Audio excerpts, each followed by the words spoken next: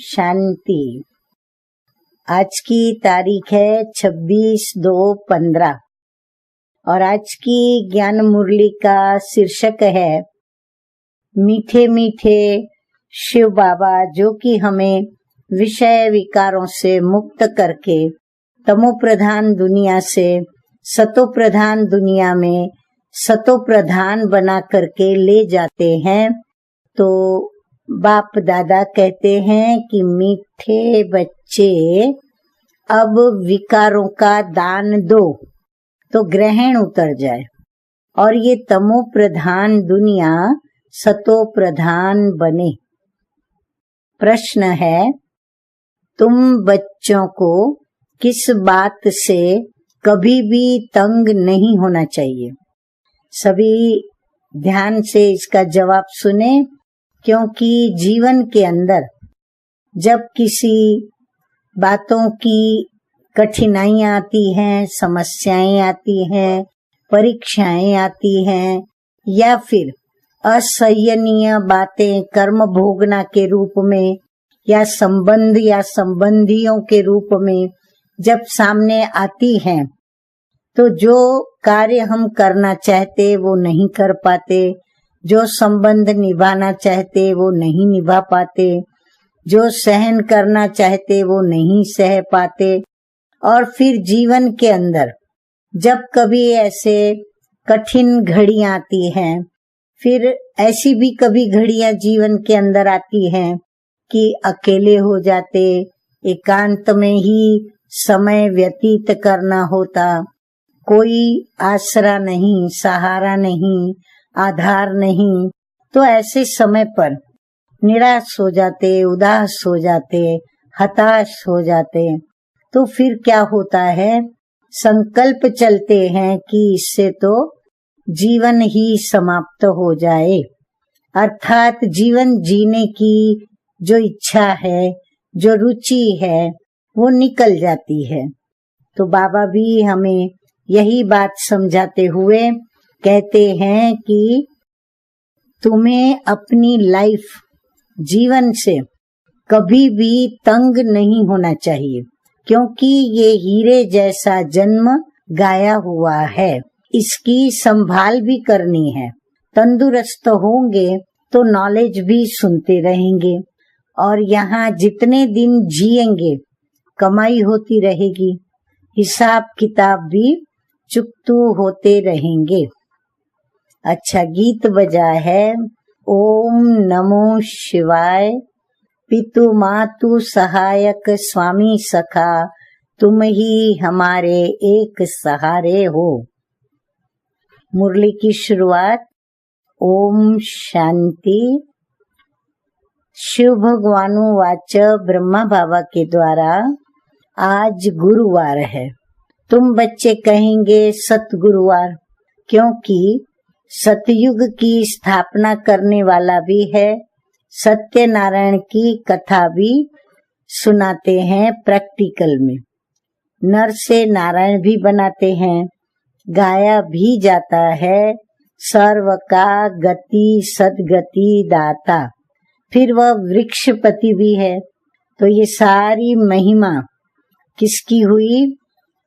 हमारे प्रिय अति प्रिय प्राणेश्वर परम प्रिय परम पिता परमात्मा शिव बाबा की। तो बाबा ने, ब्रह्मा बाबा ने भी महिमा की कि वो हमारे क्या क्या हैं। तो बाबा कहते हैं ये मनुष्य सृष्टि का झाड़ है, जिसको कल्प वृक्ष कहते हैं। कल्प कल्प अर्थात 5000 वर्ष के बाद फिर से हूबहू रिपीट होता है। फूल 6 मास निकलते हैं, फिर माली लोग जड़ निकाल के रख देते हैं, फिर वापस लगाते हैं, तो फिर फूल खिलने लगते हैं, फूल निकल पड़ते हैं। कि अब ये तो बच्चे जानते हैं कि बाप की जयंती भी आधा कल्प मनाते हैं, आधा कल्प भूल जाते हैं। भक्ति मार्ग में आधा कल्प याद करते हैं।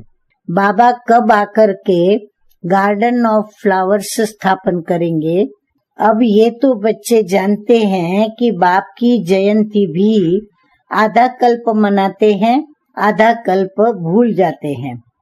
तो आधा कल्प माना बाबा कहते हैं भक्ति मार्ग में आधा कल्प याद करते हैं। बाबा कब आकर के गार्डन ऑफ फ्लावर्स की स्थापना करेंगे? बाबा कब आकर के गार्डन ऑफ फ्लावर्स की स्थापना करेंगे? क्योंकि दशाएं तो बहुत होती है ना। वृक्षपति की दशा भी है, उतरती कला की भी दशाएं होती है। इस समय भारत पर राहु का ग्रहण बैठा हुआ है। चंद्रमा को भी जब ग्रहण लगता है तो पुकारते हैं कि दे दान तो छूटे ग्रहण। अब बाप भी कहते हैं कि ये 5 विकारों का दान दे दो तो माया का छूटे ग्रहण। अभी सारी सृष्टि पर ग्रहण लगा हुआ है, 5 तत्वों पर भी ग्रहण लगा हुआ है, क्योंकि तमो प्रधान है। हर चीज नई फिर पुरानी जरूर होती है। नई को सतो प्रधान और पुरानी को तमो प्रधान कहते हैं। छोटे बच्चों को भी सतो प्रधान महात्मा से भी ऊंचा गिना जाता है, क्योंकि उनमें 5 विकार नहीं रहते। भक्ति तो सन्यासी भी छोटेपन में करते हैं। जैसे राम तीर्थ कृष्ण का पुजारी था, फिर जब सन्यास लिया तो पूजा खलास। सृष्टि पर पवित्रता भी तो चाहिए ना। भारत पहले सबसे पवित्र था, फिर जब देवताएं वाम मार्ग में जाते हैं तो फिर अर्थक्वेक आदि में सब स्वर्ग की सामग्री, सोने के महल आदि खलास हो जाते हैं। फिर नए सिर बनने शुरू होते हैं। डिस्ट्रक्शन जरूर होता है। अब ये बाबा ही जानते हैं कि सृष्टि का आदि मध्य अंत कैसे होता है, और जो आदि में था वो फिर मध्य में क्यों नहीं रहता है और अंत में बिल्कुल खत्म हो जाता है, सिर्फ यादगार रह जाते हैं। तो फिर से वो कैसे स्थापन होता है। तो ये सारी बातें एक शिव बाबा जो कि त्रिकालदर्शी हैं, ज्ञान के सागर हैं, सृष्टि के आदि मध्य अंत को जो जानते हैं, वही बाबा आकर के हम बच्चों को बताते हैं। तो डिस्ट्रक्शन भी बाबा कहते हैं जरूर होता है। जैसे नई दुनिया स्थापन होती है तो फिर पुरानी दुनिया का विनाश भी जरूर होता है। उपद्रव होते हैं जब रावण राज्य शुरू होता है। इस समय सब पतित हैं। सतयुग में देवताएं राज्य करते हैं। असुरों और देवताओं की युद्ध दिखाई है, परंतु देवताएं तो होते ही हैं सतयुग में। अब वहां लड़ाई कैसे हो सकती है? संगम पर तो देवताएं होते नहीं। तुम्हारा नाम ही है पांडव। पांडव कौरवों की भी लड़ाई होती नहीं। अब ये सब बाबा कहते हैं अयथार्थ बातें, गपोड़े हैं। कितना बड़ा झाड़ है, कितने अथाह पत्ते हैं, अब उनका हिसाब थोड़े ही कोई बैठ निकाल सकते। संगम पर तो देवताएं होते नहीं। बाप बैठ आत्माओं को समझाते हैं। आत्मा ही सुनकर कांध हिलाती है। हम आत्मा हैं और बाबा हमको पढ़ाते हैं। अब ये पक्का करना है। बाबा हमें पतित से पावन बनाते हैं। आत्मा में ही अच्छे व बुरे संस्कार होते हैं। आत्मा ऑर्गन्स द्वारा ही कहती है कि हमको बाबा पढ़ाते हैं। कहते हैं हमको भी ऑर्गन्स चाहिए, नहीं तो मैं कैसे समझाऊं। आत्मा को खुशी होती है कि बाबा हर 5000 वर्ष के बाद आते हैं हमको सुनाने। तुम तो सामने बैठे हो ना। मधुबन की ही महिमा है। आत्माओं का बाप तो वो है ना, तो सब उनको बुलाते हैं। तुमको यहाँ सन्मुख बैठने में मजा आता है, परंतु यहाँ सब तो नहीं रह सकते। अपनी कारोबार, सर्विस आदि को भी तो देखना है। आत्माएं सागर के पास आती हैं, धारण कर फिर जाए औरों को सुनाना है, नहीं तो औरों का कल्याण कैसे करेंगे। योगी और ज्ञानी तो आत्मा को शौक रहता है कि हम जाकर औरों को भी समझावे। अब शिव जयंती मनाई जाती है ना, भगवानुवाच है। भगवानुवाच कृष्ण के लिए नहीं कह सकते, वो तो है दैवी गुण वाला मनुष्य, डिटिज्म कहा जाता है। अब बच्चे ये तो समझ गए हैं कि अभी देवी देवता धर्म नहीं है, उसकी स्थापना हो रही है। तुम ऐसे नहीं कहेंगे कि हम अभी देवी देवता धर्म के हैं, नहीं, अभी तुम ब्राह्मण धर्म के हो, देवी देवता धर्म के बन रहे हो। देवताओं का परछाया इस पतित सृष्टि में पड़ नहीं सकता है, इसमें देवताएं आ न सके। तुम्हारे लिए नई दुनिया चाहिए। लक्ष्मी की भी पूजा करते हैं तो घर को कितना साफ कर देते हैं। अब इस सृष्टि की भी कितनी सफाई होनी है। सारी पुरानी दुनिया ही खत्म हो जानी है। लक्ष्मी से मनुष्य क्या मांगते हैं? धन ही मांगते हैं। लक्ष्मी बड़ी या जगदम्बा बड़ी? अब बाबा प्रश्न पूछ रहे हैं कि लक्ष्मी बड़ी या जगदम्बा बड़ी?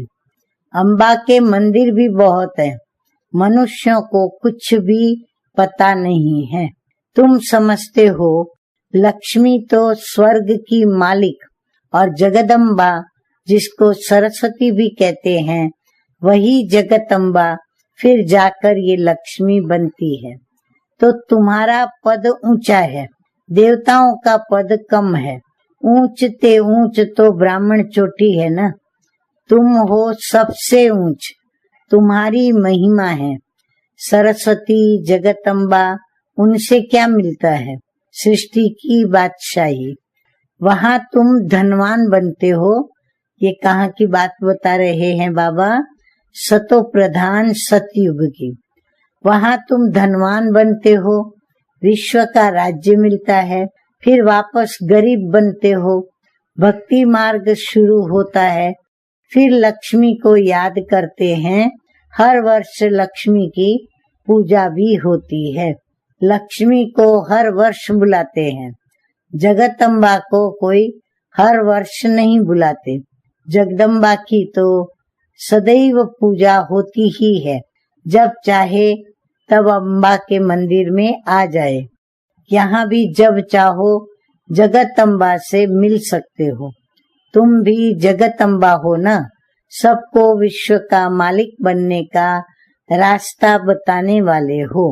जगदम्बा के पास सब कुछ जाकर के मांगते हैं, लक्ष्मी से सिर्फ धन मांगते हैं। उनके आगे तो सब कामनाएं रखेंगे।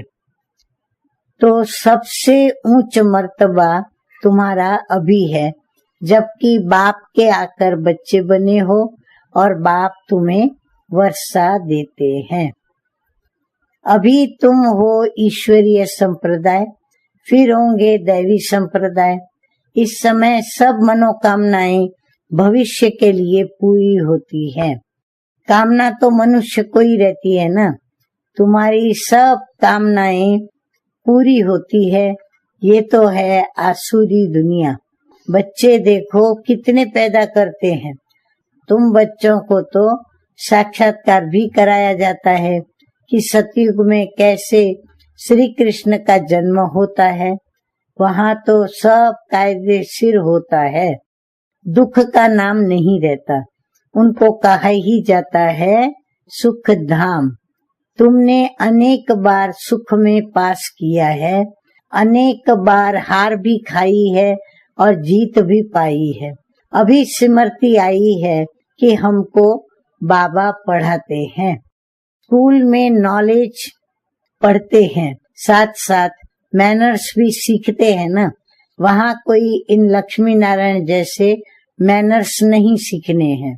अभी तुम दैवी गुण धारण करते हो, महिमा भी उनकी ही गाते हैं जो सर्वगुण संपन्न। तो अभी तुमको ऐसा श्री बनना है। तुम बच्चों को अपनी इस लाइफ से कभी तंग नहीं होना चाहिए। सभी ने नोट किया? तुम बच्चों को अपनी इस लाइफ से कभी भी तंग नहीं होना चाहिए, क्योंकि ये हीरे जैसा जन्म गाया हुआ है। इनकी संभाल भी करनी होती है।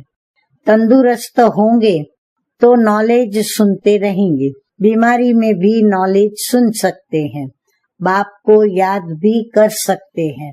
यहाँ जितना दिन जिएंगे खुशी रहेगी, कमाई होती रहेगी, हिसाब किताब चुकतू होता रहेगा। बच्चे कहते हैं कि बाबा सतयुग कब आएगा? ये बहुत अभी गंदी दुनिया है।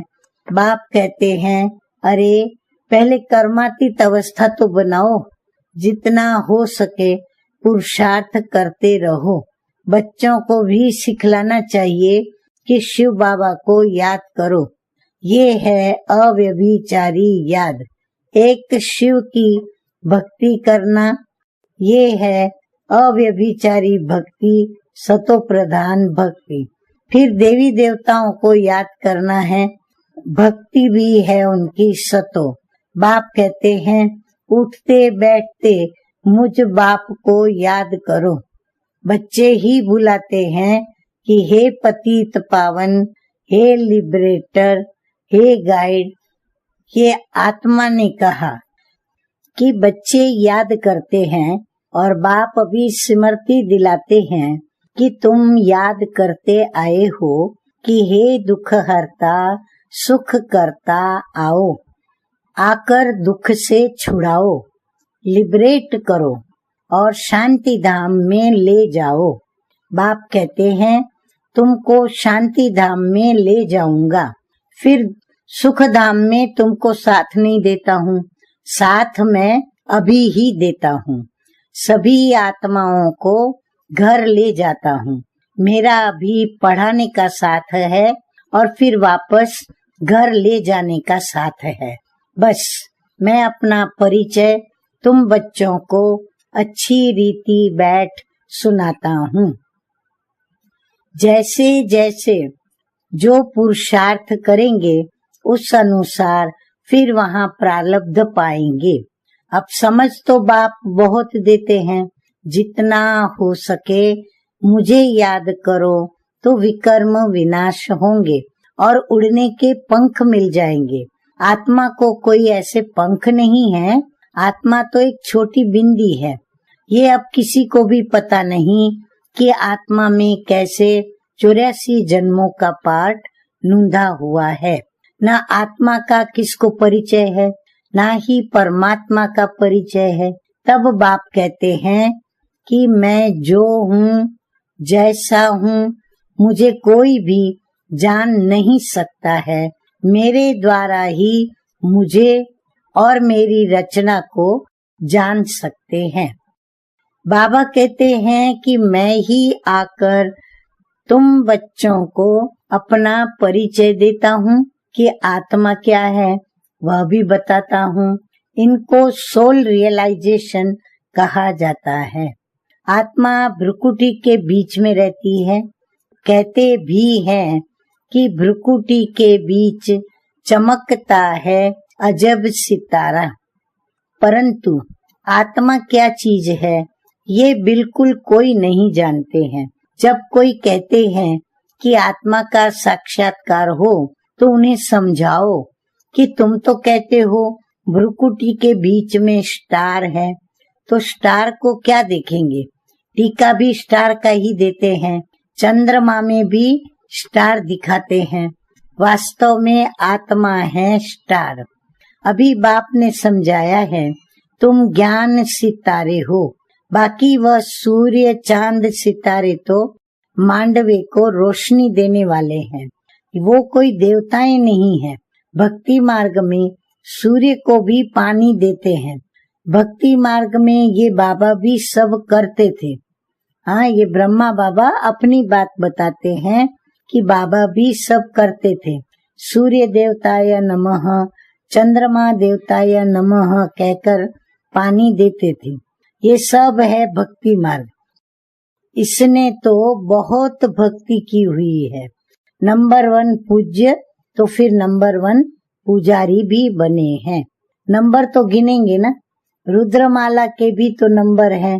भक्ति मार्ग में सबसे जास्ती भक्ति इसने की है। किसने? ब्रह्मा बाबा ने। अब बाप कहते हैं छोटे बड़े सबकी वानप्रस्थ अवस्था है। अभी मैं सबको ले जाऊंगा, फिर यहाँ आएंगे ही नहीं, यानी पुरानी दुनिया में आएंगे ही नहीं। बाकी शास्त्रों में जो दिखाते हैं कि प्रलय हुई, जलमयी हो गई, फिर पीपल के पत्ते पर कृष्ण आया, तो बाप समझाते हैं सागर की कोई बात नहीं, वहाँ तो गर्भ महल है जहाँ बच्चे बहुत सुख में रहते हैं। यहाँ गर्भ जेल कहा जाता है। पापों की भोगना गर्भ में ही मिलती है। फिर भी बाप कहते हैं मन मना भव, मुझे याद करो। प्रदर्शनी में कोई पूछते हैं सीढ़ी में और कोई धर्म क्यों नहीं दिखाए हैं। प्रदर्शनी में कई जब सीढ़ी समझाते हैं तो सीढ़ी देखते हुए कहते हैं कि उसमें और धर्म क्यों नहीं दिखाए हैं। बोलो, औरों के 84 जन्म तो है नहीं, तो सब धर्म जाड़ में दिखाए हैं। इससे तुम अपना हिसाब निकालो कि कितने जन्म लिए होंगे।